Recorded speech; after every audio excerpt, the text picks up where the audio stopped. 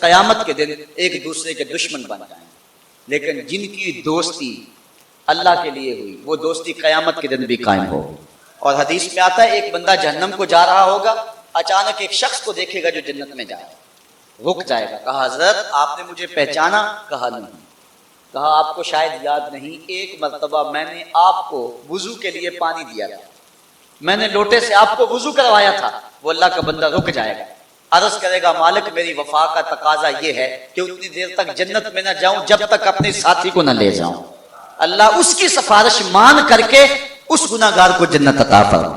اٹھ فریدا ستیا تے میلا ویکھن جا، وت کوئی بخشیا مل جاوے تے تم ہی بخشیا جا۔ تو اہل اللہ کے ساتھ دوستی کے تعلق کو مضبوط کرو، اہل اللہ کی صحبت کو غنیمت جانو، اور ان کے مزاروں پر ان کی چوکھٹوں پر حاضری دیا کرو، وہ نور ملتے ہیں، وہ اجالے ملتے ہیں۔ حضرت داتا گنج بخش علی حجویری رحمۃ اللہ تعالی علیہ کی قبر انور کے پاس قریب جن لوگوں نے بم دھماکے کیے ہیں وہ کیا سمجھتے ہیں کہ ہم جنت کا ٹکٹ لے رہے ہیں؟ میں کہتا ہوں جنت کا ٹکٹ تو انہیں ملا جو داتا کی چوکھٹ پہ شہید ہوئے، اور یہ میں جذبات میں نہیں کہہ رہا، میرے پاس حدیث کی دلیل موجود ہے۔ آپ نے حدیث سنی ہے جس نے 99 قتل کیے تھے، پھر ایک شخص کے پاس گیا کہ میں توبہ کرنا چاہتا ہوں، اس نے کہا تیری توبہ کوئی نہیں، اس کو بھی قتل کر۔ 100 ہو گئے، اب دل میں آرزو جاگی، امنگ پیدا ہوئی، پھر خواہش پیدا ہوئی۔ کسی عالم سے پوچھا کہاں؟ فلاں بستی میں اللہ والے رہتے ہیں۔ حدیث صحیح ہے، صحاح ستہ میں ہے، روایت حضور نے کی ہے، آقا کریم نے سنائی یہ بات صحابہ کو، بنی اسرائیل کی روایت ہے۔ تو کیا ہوا کہ وہ چل پڑا اللہ والوں کی بستی کی طرف، ابھی منزل پہ نہیں پہنچا تھا، راستے میں تھا، راستہ آدھا بھی طے نہیں ہوا تھا، تھوڑا طے ہوا تھا، زیادہ باقی تھا کہ موت آ گئی۔ اب جنت والوں کا تقاضا تھا توبہ کرنے جا رہا ہے، جہنم والے فرشتے کہتے تھے 100 آدمیوں کا قاتل ہے، ابھی توبہ کی تو نہیں۔ اللہ تعالیٰ نے تیسرے فرشتوں کو بھیجا، جا کے انہیں فیصلہ کرا۔ کیا فیصلہ ہے؟ زمین ماپ لیں، اگر آگے سے زیادہ ہے تو جہنم والے لے جائیں، اگر پیچھے زیادہ ہے، آگے تھوڑی رہ گئی ہے، ولیوں کی بستی کے نیڑے ہو گیا تو جنت والے لے جائیں۔ زمین آگے زیادہ تھی لیکن اللہ نے حکم دیا آگے والی زمین تو سمٹ جا، پیچھے والی زمین تو پھیل جا۔ جب زمین ماپی گئی تو آگے جگہ تھوڑی تھی، پیچھے زیادہ تھی، جنت والے اس کو نوری لباس میں ہریو دیباج میں لپیٹ کر کے اس کی روح کو جنت میں لے گئے۔ بنی اسرائیل کا 100 اشخاص کا قاتل ولیوں کی چوکھٹ پہ جا رہا ہے، ابھی پہنچا نہیں، راستے میں موت آ گئی تو جنت والے لے گئے، اور جو داتا کی چوکھٹ پہ پہنچ کر جان مارتے ہیں پھر ان کو جنت والے کیوں نہیں لے گئے ہوں گے؟ ان کو جنت والے کیوں نہیں لے گئے ہوں گے؟ سعادت مند ہیں وہ لوگ جن کو وہاں موت آئی، ولی کے قدموں میں موت آئی۔ گر وقت اجل سر تیری چوکھٹ پہ دھرا ہو، جتنی ہو قضا ایک ہی سجدے میں ادا ہو۔ اللہ تعالیٰ نے ان آستانوں اور ان پاک باز بندوں کی برکت سے برے صغیر پاک و ہند کے اندر اسلام دیا ہے۔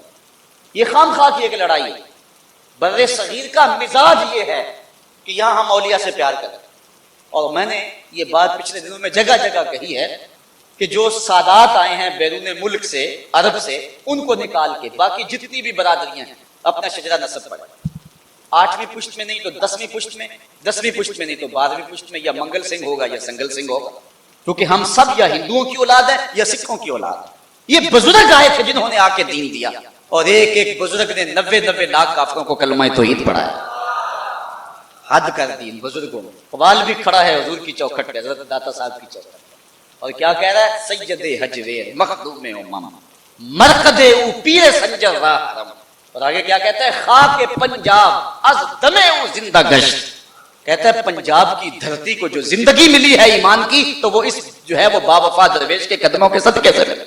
ان لوگوں نے ایمان کی حرارت بانٹی، انہوں نے اجالے بانٹے، زناریں توڑ کر کے۔ ہم سے تو کوئی مسلمان نہیں ہو رہا، مسلمانوں کو کافر بنا رہے ہیں، لیکن ان لوگوں نے زناریں توڑی، زنجیریں توڑی اور ایمان کی بہاریں عطا کی۔ 1000 سال ہو گیا امن کی ان آماج گاہوں کو اجاڑنے کی کوشش کی جائے۔ میں نے کہا یہ ایسی بارگاہیں ہیں، ایسی جگہیں ہیں جہاں روح کو بھی فیض ملتا ہے، جسم کو بھی نور ملتا ہے۔ کتنے بھوکے ہیں جو داتا کی چوکھٹ پہ روز لنگر کھاتے ہیں۔ میں پچھلے سال معراج النبی کے مہینے میں کراچی کچھ بیانات کے سلسلے میں گیا تو وہاں کلفٹن میں ایک سیٹھ صاحب کے گھر میرا قیام تھا، تو میں کھانے پر ان کو پوچھا کہ آپ اپنے کراچی کی کوئی بات ہی سنائیں، تو انہوں نے کراچی شہر کی خصوصیات اور باتیں سنانا شروع کر دی۔ اور پھر جب بھی ہم اکٹھے ہوتے چائے کے لیے کھانے کے لیے بیٹھتے تو وہ کراچی کا تذکرہ چھیڑ دیتے اور کہتے میں لاہور میں گیا تھا میرا تو دل نہیں لگا اس شہر. ہر بندے کو اپنے علاقے سے مانوسیت تو ہوتی ہے, تو پھر میں بھی کوئی نہ کوئی لاہور کی بات سنا دیتا, وہ کراچی کی سناتے میں لاہور کی سنا دیتا. ایک دن ہم کھانا کھانے کسی ہوٹل میں جا رہے تھے, راستے میں ایک چھپر نما ہوٹل تھا جہاں لوگوں کا ہجوم تھا. مجھے کہنے لگے کہ کراچی اتنا غریب پرور شہر ہے, اگر کسی کے پاس 5 روپے ہونا تو وہ کھانا کھا سکتا ہے, اتنا غریب پرور اور سستا شہر ہے. تو میں نے کہا لاہور اتنا غریب پرور شہر ہے. اللہ اکبر. اچھا دہشت گردوں نے یہ چاہا تھا کہ ہم اس عمل سے داتا کے دربار کی رونق کو کم کر لیں, لیکن ممکن نہیں ہوا.